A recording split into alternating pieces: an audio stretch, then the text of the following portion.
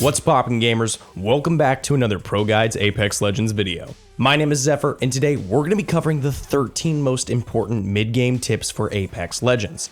You might have heard of a few of those, but all of them are a fundamental part of anybody who wants to climb.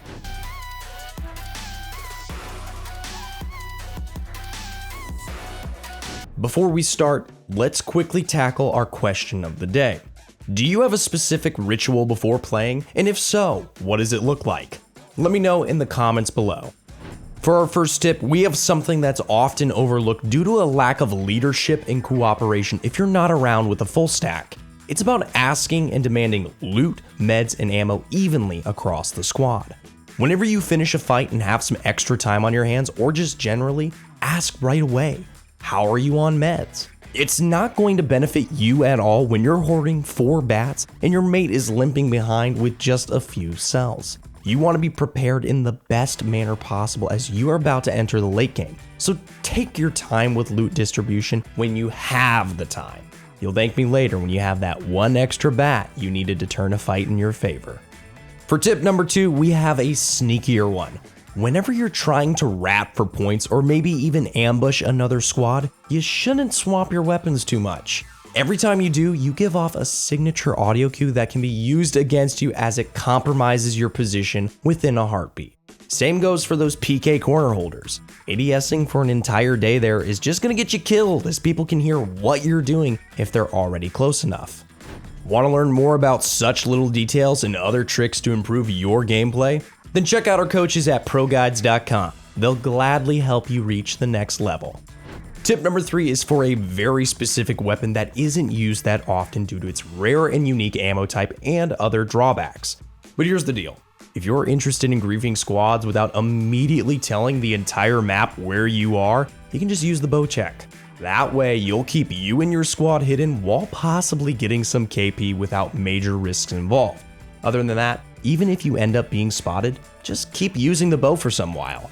The enemy's gunfire will attract other third parties and you can intervene or clean up as you see fit. Tip number 4 is an easy one, but once again, not really utilized in a lot of cases. Carrying a mobile respawn beacon isn't only helpful to get back a teammate, you can also use it as cover during gunfights. Every bit of damage mitigated can play a huge role in your mid game, so make it second nature to use anything you can find as a potential shield. But don't limit yourself to only already existing environmental cover and create your own. Number 5. To expand on tip number 4, we're now on to tip number 5. Here, I want you to familiarize yourself with all the environmental hiding places that you can think of. This is going to help you track down rats more easily and find your own very places to rat once you need to. Alternatively, those hiding places can be used to briefly take cover as you need to med up. Next to that, they're also a possible way of setting an ambush in a very dire situation. For that, I have a question for you. How often do you run around and don't really pay too much attention to the environment apart from sounds and things you can immediately see, such as player models? Not paying attention can and will lead to increased time required to react to a play. Adjusting your aim, being focused, all this kind of stuff is closely related to that. Increase your map knowledge and you're gonna have some fun, trust me. If you want to know how to increase your personal awareness in Apex, I can only recommend you check out our coaches at ProGuides.com. They surely have a bunch of other tips for you as well. Tip number 6 is one that can be applied to all stages of the game as it's equally powerful during all points of the game. However, its true value is revealed once you get your hands on sufficient high quality meds that allow you to return to a fight ASAP. But here's the truth behind this trick. In a skirmish, it's important to micromanage your health to its maximum potential. The same applies to your allies. More than often enough, you'll be in situations which you cannot fully heal or have enough time to get close to that. However, being able to pop a bat is something that you can most of the time always get away with once an ally distracts other squads for a brief moment. Every second counts, and even just hip firing with a Kraber at an enemy can dissuade them from pushing. For tip number 7, we want to put an emphasis on noticing what's in the crafter. Too many times we don't pay any attention to that and miss out on a better load up for no reason. Next to that, you want to make sure that you understand what the crafter can do for you. For example, if you have a broken body shield, you are not forced to sell it up again when you're about to upgrade it in the crafter. You wonder why I tell you this? Here's the secret. Upgrading it in there fully repairs the shield so you don't have to waste any precious resources on doing it yourself. Tip number 8 involves juggling body armors. Juggle armors into positions you want to camp in or fortify. Especially as you're closing in on the end of mid-game, it'll be really helpful to have a little body swap here or there whenever you need it. So, unless it involves too much of a hassle to juggle the body armor, you should make use of this little trick. Especially since the frequency of third parties increased by so much and it's super deadly on, say, Kings Canyon, you'll be always happy to have an additional body. Important here though is that you don't force the issue. Juggling body armor through the entire map is probably going to cost you more than it helps you, so use it with proper care and thought. For tip number 9, we have an obvious one, but I still see people in lobbies that straight up refuse or forget to full heal after a fight. After talking to one of them, they made the argument that 1 bar of shield doesn't really matter. But funnily enough, were quite upset when they yelled that the wraith that pushed them was 1 HP as she downed him. Don't be like that guy. Use the free time on your hands to heal and shield up. You will never know when you need it, and frankly said, it's better to have something than be in need of it when the time comes. Also, I'm pretty sure you can spend another 10 seconds of time when nothing is happening to properly tend to your needs. Tip number 10 is a toxic one, and I know that the most of you like it when other squads don't have any fun. So what do you have to do for that? Pay close attention to the zone and where it's going. If available, have a recon legend that can scout the next zone and get some extra info to plan ahead properly.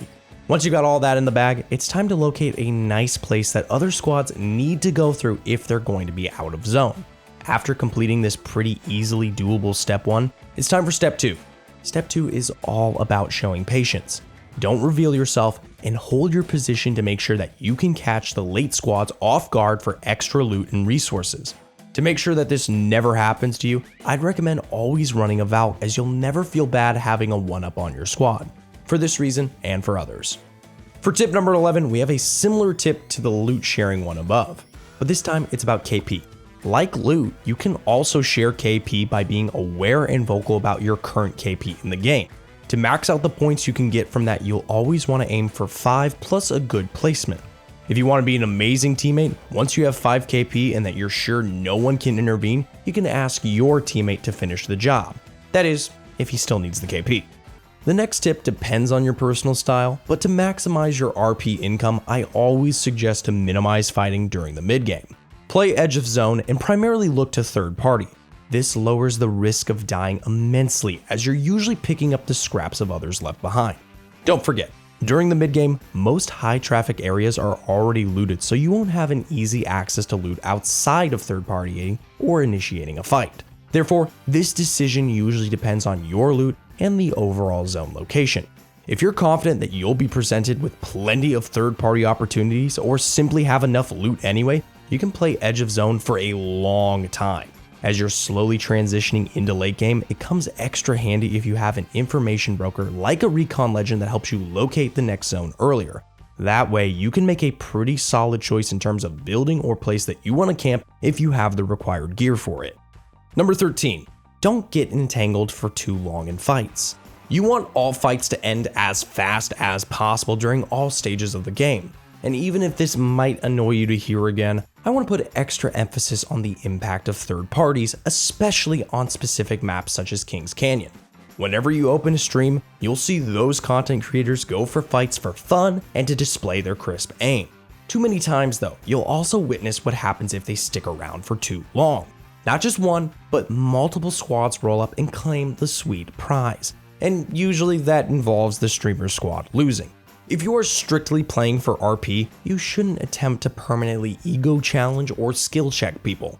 Play smart and at a pace that is natural for you and the game at the same time. Adapt to the situation and don't focus too hard on previous plans. And that's it for today's video. Thank you all for watching, and if you enjoyed the video, make sure to leave a like and subscribe to the channel. See you soon for everything Apex.